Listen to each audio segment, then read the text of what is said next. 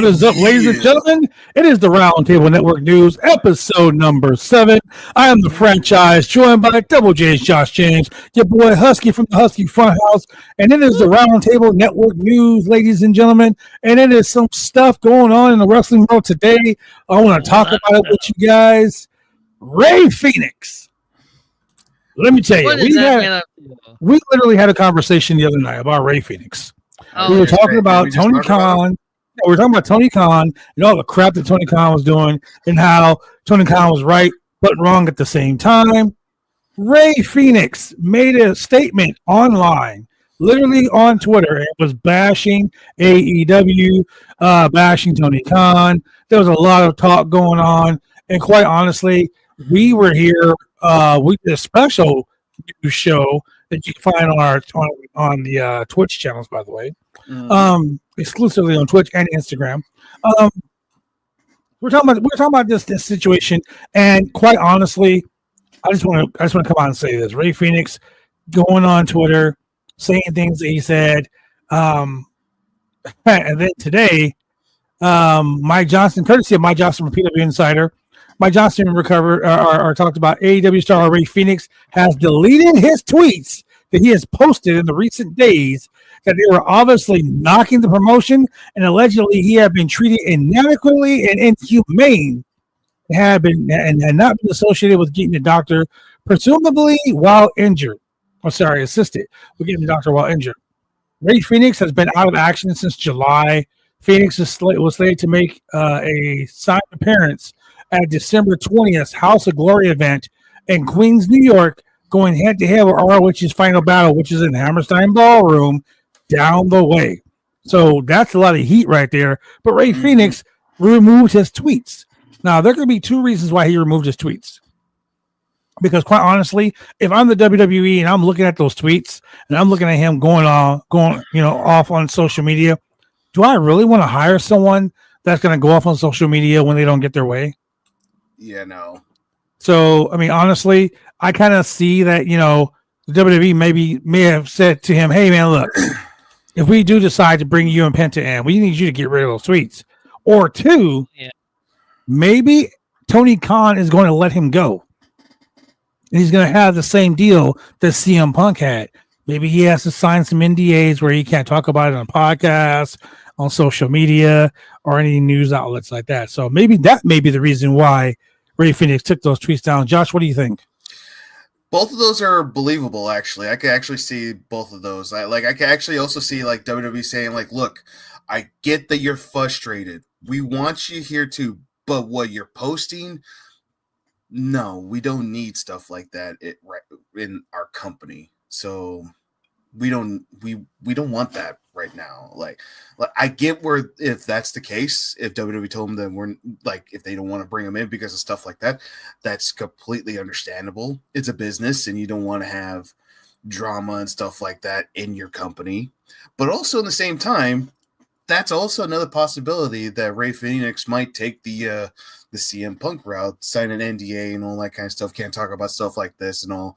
Both of those are very understandable. So I could actually believe both of them, actually. I don't believe in one. I could actually believe both of those are possible.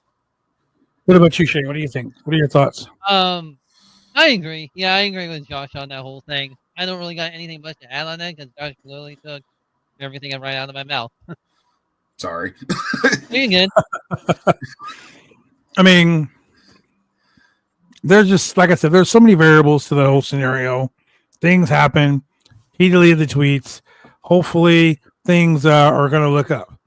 Mm-hmm. And speaking of looking up, let's talk about WWE 2K25 and the updates. Goodness. Man. Oh, all right, Shane, what do you got? What do you got to contribute to this? So, they said they've been filming the 2K25 commercial for almost like months, basically throughout the entire year of 2024. So what I think the trailer of the first sneak peek could come out at the end of December. This is wrapping up pretty soon. The fact that it took them the whole entire year to work on this commercial makes me curious how it's going to turn out and what's going to happen. I'm actually really curious how it's gonna. And like, who do you think will be on the cover star, if anything? Well, let me tell you this. Mike Johnson, courtesy of Mike Johnson from PW Insider, 2K has been filming the commercial for the forthcoming WWE 2K25 video game over the last several days. Yeah. While we were told they were told that they were finishing up today in Florida. So they have not confirmed which talents will be involved, but given the current direction, I'm going to say, just like Mike Johnson, my prediction, the Bloodline is going to be on the cover of that fucking WWE 2K25. Yeah. I don't like that. Remember the Survivor Series War Games poster with the Bloodline last year, or was it 2 years ago, when they're all together? I would like a recreation of that with the Bloodline if they're going to be on the cover. Oh, like in game model of the cover. Yeah. Oh, that'll be nice. That'll be nice. That would be pretty cool. That would be pretty cool. Now let's talk about something that went down. Down, okay. And I'm gonna tell you, I'm not gonna be the guy that gets all like excited about it, because we're not those guys here on this show. But the 12/9 edition of Monday Night Raw drew 1,385,000 overnight viewers, according to ProgrammingInsider.com. This is courtesy of Kendall Jenkins of PW Insider. This was down from last week's number of 1,709,000 overnight. So their demo went from 0.54 to 0.43 in the 18 to 49 demographic. Last week, the December 2nd edition had 1,709,000. The first hour had 1,815,000. The second hour went down to 1,603,000. They're still in the millions, man. Still in the millions. But this was like that 0.43 demographic. That was pretty bad. For a Raw, right before they moved, right before January 6th, before they moved to Netflix. I hear the Netflix edition of Raw is going to be like a pay-per-view, a PLE, all hands on deck. I mean, we got Seth Rollins versus CM Punk, which is a WrestleMania level main event. I have mixed feelings about that. I get that, but honestly, the road to WrestleMania right now is great. You also have Roman Reigns going to be wrestling on the show. So this is just my prediction. This is my thought right here. Have you noticed how they've kept Roman Reigns and my good friend Jacob Fatu away from each other? Mm-hmm. Even during the War Games Steel Cage match, they didn't really face off with each other. Which kind of surprised me, actually. My prediction, Saturday night's main event, Roman Reigns versus Jacob Fatu. What do you think? Oh my! I would have no complaints about that. I sent Jacob a text. He replied, "I can't say." That's all he said. I mean, hey, at least we got sources. I literally said, "What up, Oos? What's the Saturday night main event? You a Roman?" He said, "I can't say." That's the end of the conversation. Love that. So, damn. Yeah, seriously. That's what made me think about that this morning. I hit him up with a text and I asked that question. He was like, "I can't say." I have this as an idea. I still think they're going to build that to maybe like them at Mania. I always thought that, but no, I don't think it's like going to be like a long build up. For me, I could see them wrestling at Saturday's night main event, but I don't see a conclusion winner. I don't see anybody winning. Yeah, I can see that. Because they're like, I could see like no bloodline interference. I think it's just these guys are just so unstoppable. Like they're on the same level. Is that this match would be perfect for maybe like a last man standing match. I see Jacob Fatu versus Roman Reigns at Saturday night's main event be a complete smosh with both bloodlines coming out, and with the OG bloodline being laid out, and The Rock showing up on Saturday night's main event. Either Saturday night main event or Saturday night's main event or the first Monday Night Raw on Netflix. I can see The Rock showing up. Yeah. Because that's going to be huge. And we're going to be streaming live for that show. Like live on Netflix, live that day. Yep. No, waiting until the show's over. I want to do a live watch along because that's going to be fire. I'm down for that. And I'm down for that. Speaking of fire, for all you collectible collection guys out there like Josh and like Sunday Center, guys who like to collect things like bobbleheads and things, FOCO is releasing an extremely limited Rock and Hogan bobblehead, courtesy of Mike Johnson from PW Insider. Oh, that worked for me, brother. Here's the announcement. FOCO is turning back the clock and releasing some brand new bobbleheads of two of WWE's legends, the People's Champion and Hulkamania are here, brother. Let me tell you something, brother. The officially licensed Hulk Hogan WWE bust bobblehead, big head bobblehead from FOCO is ready to leg drop its way into your collection. Can you smell what The Rock is cooking? The officially licensed The Rock WWE bust big head bobblehead from FOCO has been sizzling addition to your lineup. Hulkamania is running wild, and the People's Champion is the champion of the people, and he's the champion of your collection. Add some Python power and electricity to your roster with these Hulk Hogan and The Rock bust big head bobbleheads. These bobbleheads portray Hulk Hogan and The Rock posing and wearing their ring gear, ready to be between the ropes. Each bobblehead is limited to 48 units, retailed at, guess what, boys? $200. Oh God! No. Each. No. Standing at a total of 9.5 inches tall, and you can order it live on FOCO's website. Jesus Christ. $200 for a Hulk Hogan, $200 for a Rock. Get the out of here. I am not wasting $200. Hang on. The most expensive figure I ever bought was this guy. That was my boy Michael Myers. Yeah, no, this is Nintendo Jason Voorhees, purple and blue from the old Nintendo. Do all horror icons look alike to you, Babylon? Yes, they do, because I'm running from them. I mean, I'm not going to stand around while Jason Voorhees cuts my ass to death. He was $350. Josh! Wow. Don't regret it. But anyways, God damn. 200?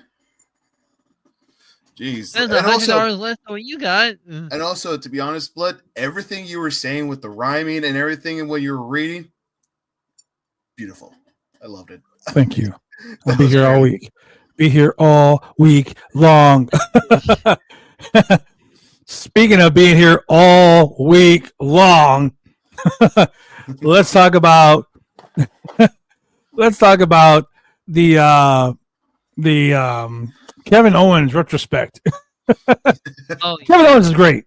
Kevin Owens is great. I love Kevin Owens.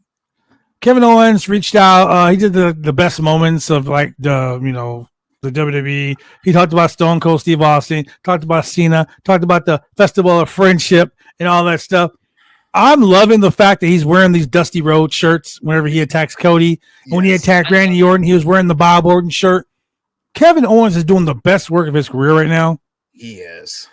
And I'm excited to see what happens when Saturday night's main event. Oh, my goodness. Because this Saturday night main event, oh, my God, can we talk about Cody Rhodes with the Winged Eagle belt one night?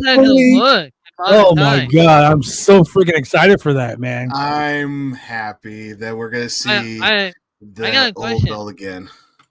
How is that going to look in modern times? Is it going to be the actual belt or modernized? That's what I want to know.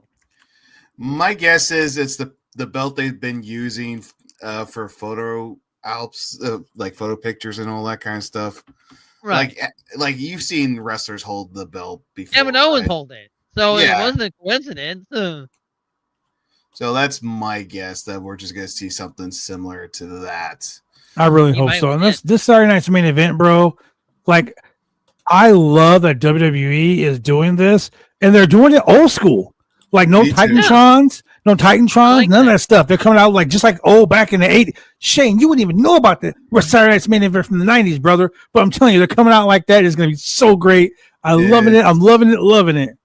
I'm so happy they're going back old school. Jesse Ventura is going to be on it. Yep, Jesse Ventura is going to be on it. So, speaking of that, before we get any further, because I have one last story to talk about. We might. Yeah, there it is, right there. That right there. Oh my god! When Cody won the Intercontinental Championship, he brought it back to the old school white leather WWE Intercontinental Championship, the Ultimate Warrior, Honky Tonk Man, Bret Hart, Roddy Piper one. Mm-hmm. I love that belt. Me too. Just getting to see this back on WWE TV again.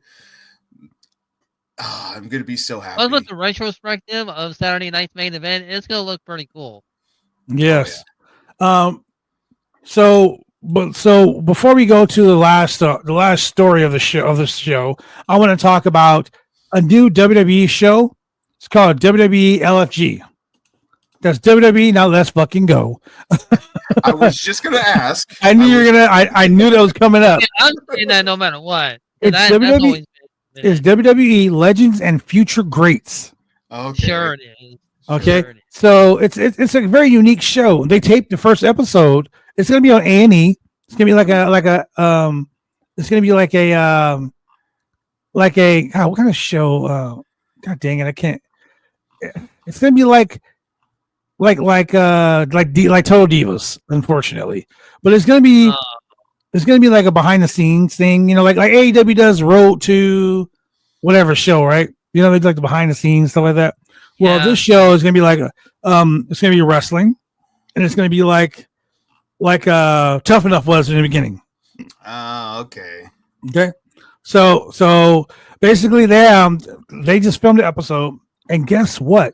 I don't know if you guys remember this guy, but Jeremy Borash from TNA, who's been a backstage guy from WWE. He's been a backstage guy in WWE for like the last year. Mm. Alicia Taylor, the ring announcer. Vic Joseph and Jeremy Borash. Jeremy Borash and Vic Joseph are going to be doing commentary for this series on A&E. It's going to be freaking awesome. I love Jeremy Borash. The guy's great. I love Jeremy Borash. So we had a match on there. I'm not gonna give the results of the match, but we had Anthony Luke, local guy, taking on future legend Elijah Holyfield. Now, you may not know the name Elijah Holyfield, but he did play a little NFL football. But that's not why he's popular. That's not why he's known.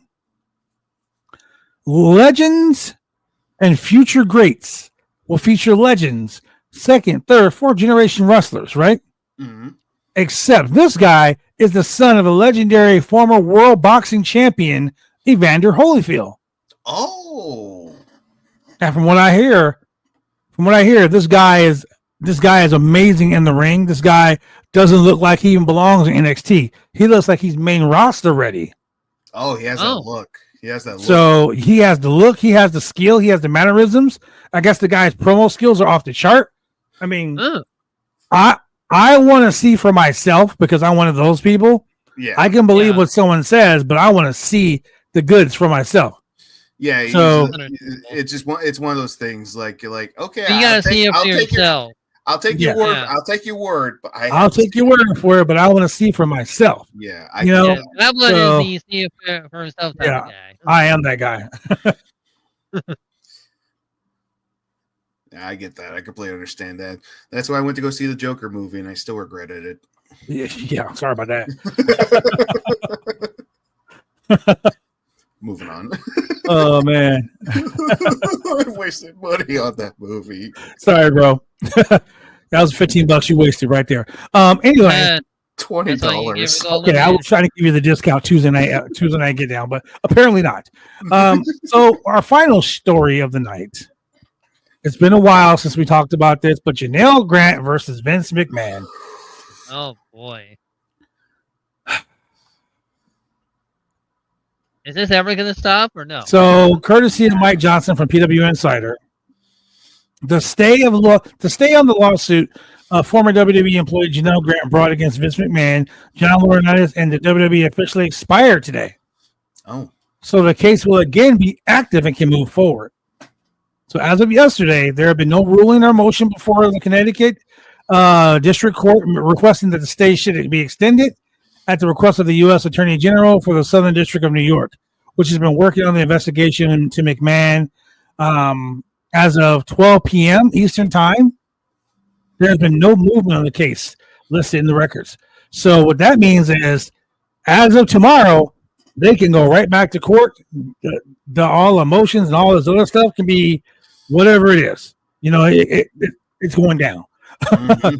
Yeah. In February 2023, the Wall Street Journal reported that McMahon was under federal investigation in relation to the allegations made by Janelle Grant against him in regards to alleged sexual assault and sex trafficking.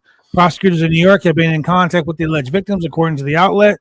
McMahon issued a statement to the Wall Street Journal, commenting at the time, "I intend to vigorously defend myself against these baseless accusations and look forward to clearing my name."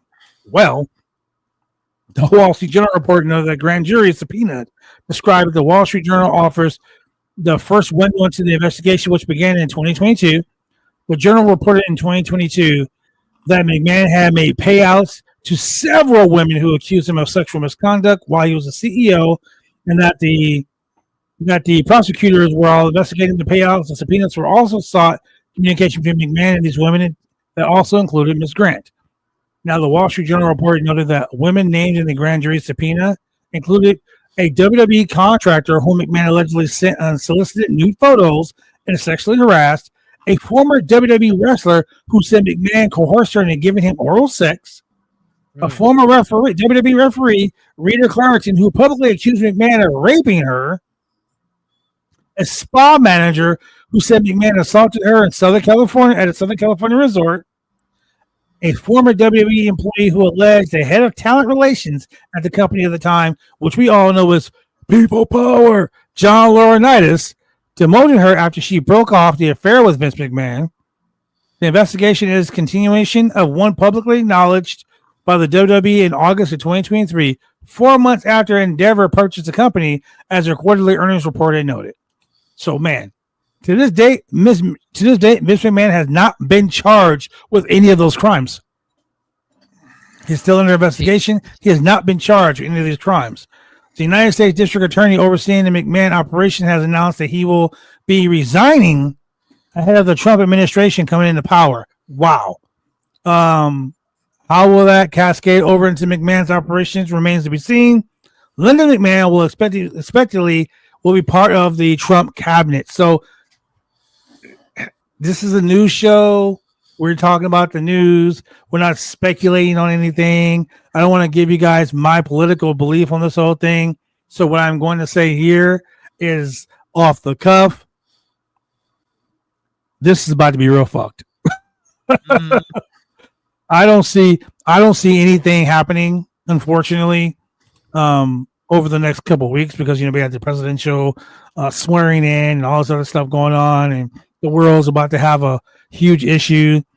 So I just hope this doesn't get swept under the rug. I hope Janelle Grant and all those ones, the ringside, the ring boys, all those people that brought suits against this. Because I'm gonna tell you this right here. This is just me.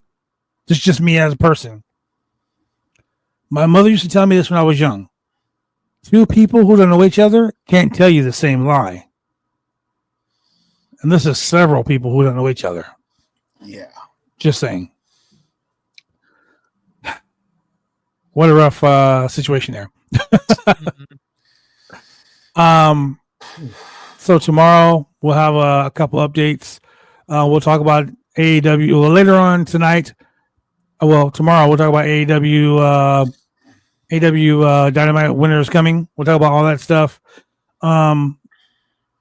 With that being said, ladies and gentlemen, thank you very much for joining us here on Roundtable Network News for Husky's Funhouse. For Double J, Josh James, I am the franchise.